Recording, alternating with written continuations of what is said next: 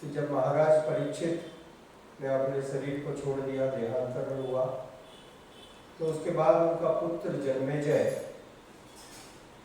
वो बहुत ही दुखी हुआ और जन्मेजय ने ऐसा व्रत लिया, प्रण किया कि मैं पृथ्वी पर जितने भी सर्प हैं उनका विनाश कर दूंगा। I will kill all the snakes in the world, क्योंकि सर्प के कारण मेरे पिता की मृत्यु हुई। तो उसने एक विशेष यज्ञ प्रारंभ किया देवताओं की मदद से, और वो सृष्टि का सबसे भयानक यज्ञ था। और देखते ही देखते सारे सर्प अलग अलग क्षेत्रों से उड़ते हुए आकर के उस यज्ञ में आहुति के रूप में गिरने लगे। So all the snakes from the three worlds started flowing. ऐसा देख करके फिर ब्रह्मा जी ने उनसे निवेदन किया कि आप ऐसा यज्ञ मत कीजिए, ये आपके मिथ्या अहंकार को तो संतुष्ट करेगा, परंतु प्रजातियों के लिए ठीक नहीं है, क्योंकि सभी प्रजातियों का रहना नितांत आवश्यक है।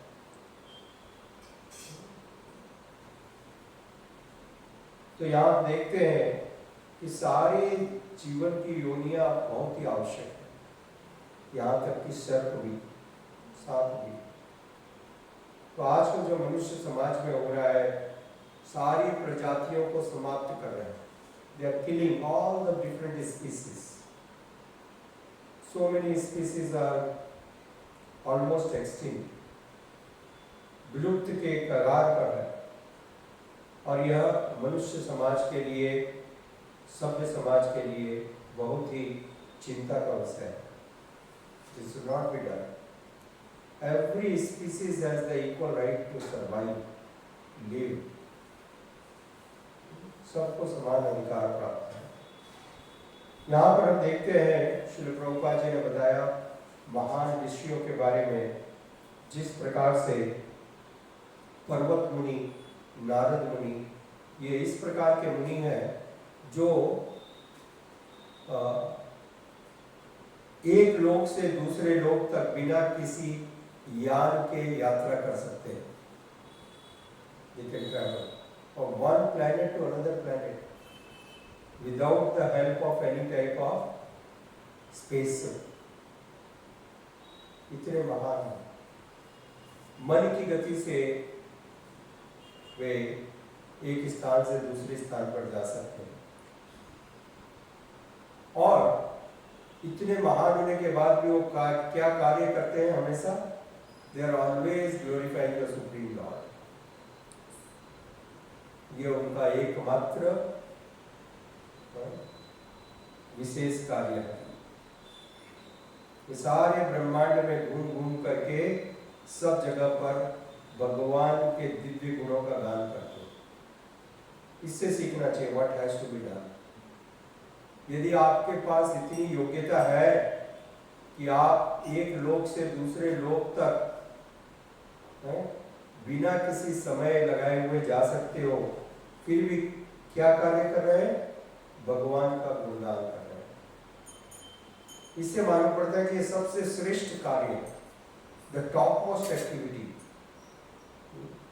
टू ग्लोरीफाई द लॉर्ड, जिससे कि जो श्रोता है वो भी पवित्र होता है, जो वक्ता है वो भी पवित्र होता है, दोनों पवित्र होते हैं भगवान के दिव्य नामों के संकीर्तन से। इस प्रकार से श्रील प्रभुपाद जी ने यहाँ पर नारद मुनि का वर्णन किया, किस प्रकार से नारद मुनि पूर्व जन्म में एक दासी के पुत्र थे, और महान भक्तों की संगति के कारण उन्हें यह नारद का जन्म मिला। महान भक्तों की संगति के कारण। एवं किस प्रकार से नारद मुनि श्री व्यास देव जी के भी गुरु हुए। उन्होंने व्यास देव जी को भी निर्देश दिए, और व्यास देव वास्तविक रूप से स्वयं भगवान के अवतार हैं। जिन्होंने सारे शास्त्रों को निर्देशित किया। गणेश जी ने सबको लिपिबद्ध किया और व्यासदेव जी ने उनको निर्देश प्रदान किए। इस प्रकार से श्रीपाद माधवाचार्य भी व्यासदेव जी के कारण, व्यासदेव जी के द्वारा दीक्षित हुए और माधवाचार्य जी की परंपरा में यह गौड़िया वैष्णव परंपरा थी।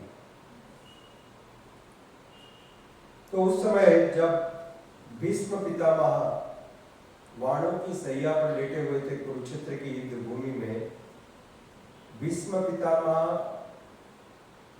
के प्रयाण को देखने के लिए, उनके प्रयाण को देखने के लिए पूरे ब्रह्मांड से विशेष विशेष ऋषि मुनि सब के सब वहां पर उपस्थित हो गए, सब वहां पर आ गए, because it was one of the greatest spectacular event going to take place. यह है साधुओं का आनंद, साधुओं की खुशी। साधु कोई डांस ड्रामा अंताक्षरी देखने के लिए नहीं जाते हैं, राइट?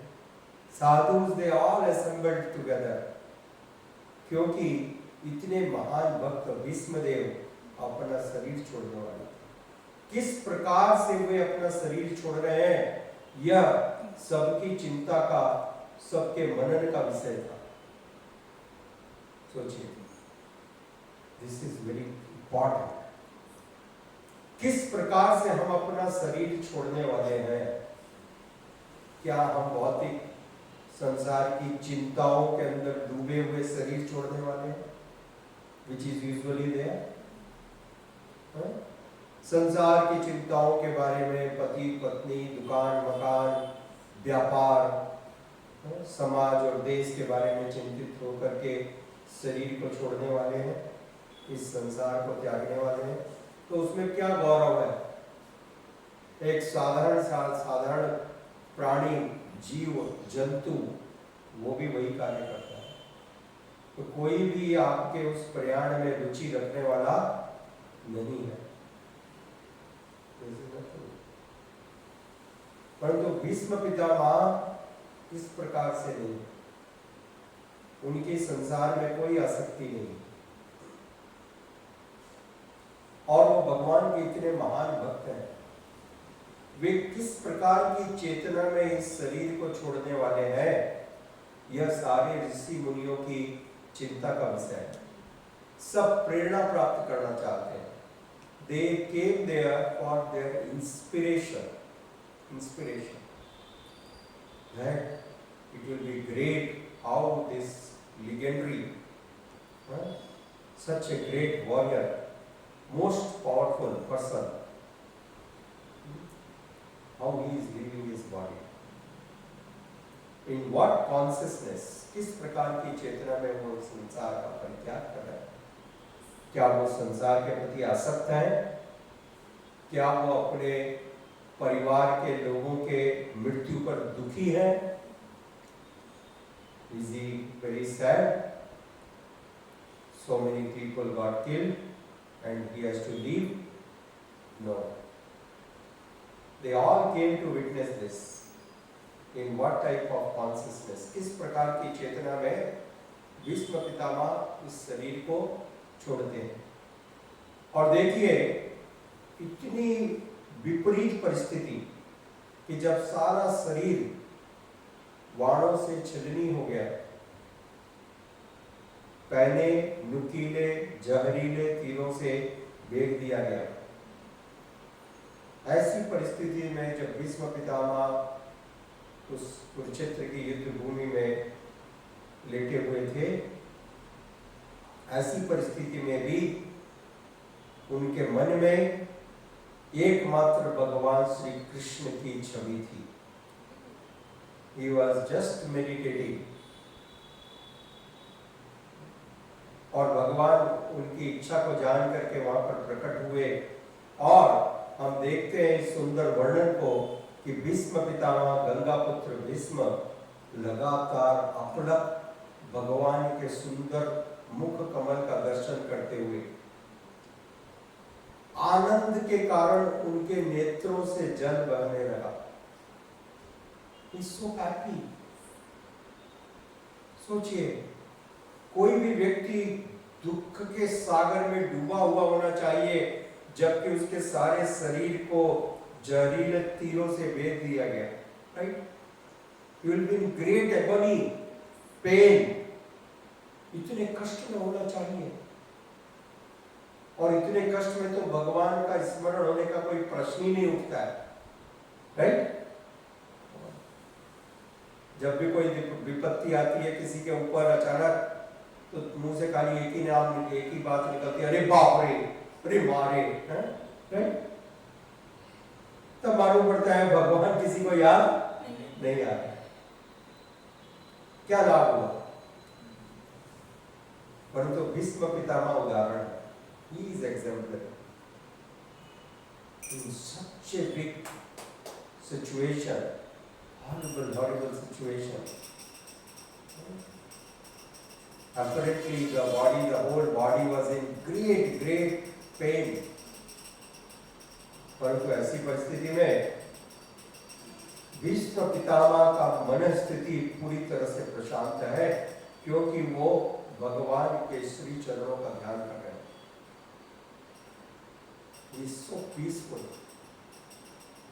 श्रीमद् भागवत में लिखा है कि वो मंद मंद मुस्कुरा रहे हैं। He is smiling।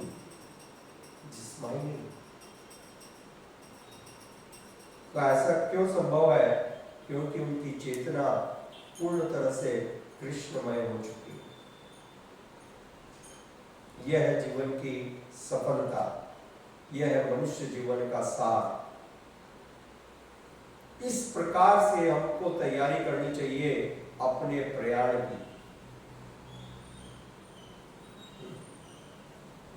The whole life is preparation and death is examination। Life is preparation, death is examination। What is there in exam? क्या मृत्यु के समय हम भगवान के चरण कमलों का स्मरण कर सकेंगे, भगवान के दिव्य नाम का चिंतन कर सकेंगे? यह है चुनौती, और इस चुनौती के लिए हमको जीवन भर अभ्यास करना चाहिए, प्रैक्टिस करना चाहिए। Practice, that's why we are practising every day morning. Hare Krishna Krishna Krishna Hare Hare, Hare Ram Ram Ram Hare Hare. Whole day we are chanting, we are serving Krishna, devotee association, hearing about the great souls like Bhismadeva, so that to get a proper guidance and direction for our own life, get a clear-cut understanding that हमको किस प्रकार से इस संसार को छोड़ना है। यह है चुनौती, क्योंकि यदि संसार को छोड़ते समय मन इन भौतिक चीजों के प्रति आसक्त रहा, उनमें लड़का रहा, अटका रहा, तो फिर हम 84 लाख योनियों के चक्र के लिए बाध्य किए जाएंगे। We will be forced to take birth in these 84 lakh species of life, again suffer the cycle of birth। और यदि इस समय भगवान का ध्यान बना रहा तो भगवत धाम को प्राप्त करेंगे।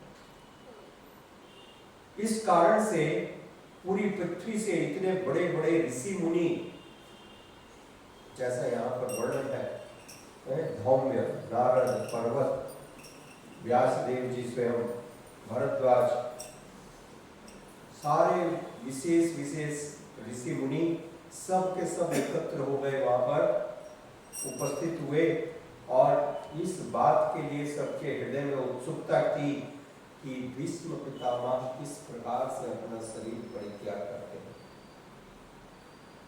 यह गौरवशाली विषय है और इसके लिए सब उत्सुक थे। तो हमको भी इस प्रकार से इसे प्रेरणा लेकर के जीवन पर्यंत इस बात के लिए अपने आप को तैयार करना चाहिए कि हम भगवान को स्मरण करते हुए अपने शरीर का परित्याग करें। धन्यवाद। श्री प्रभुपाद की